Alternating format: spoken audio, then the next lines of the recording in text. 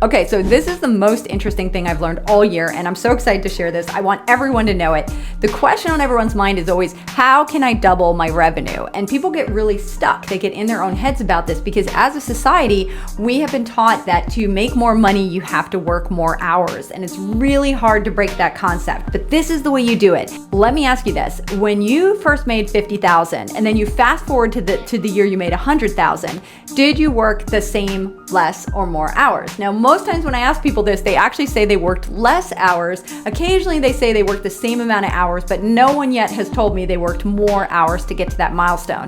So let's fast forward it again to go from 100,000 to 200,000, again, doubling that revenue. Did you work the same, less, or more hours? And what do you think people say? They once again tell me I worked the same or even less hours. We can now take one more leap forward and picture making $400,000.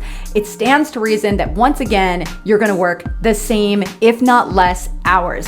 That's the mind-blowing concept right there. The way that we make more money is through getting better at sales, getting better at marketing, and of course, getting better at time management and systems and delegating and outsourcing. That is how businesses grow. So if you can master those concepts, you can continue to grow your revenue.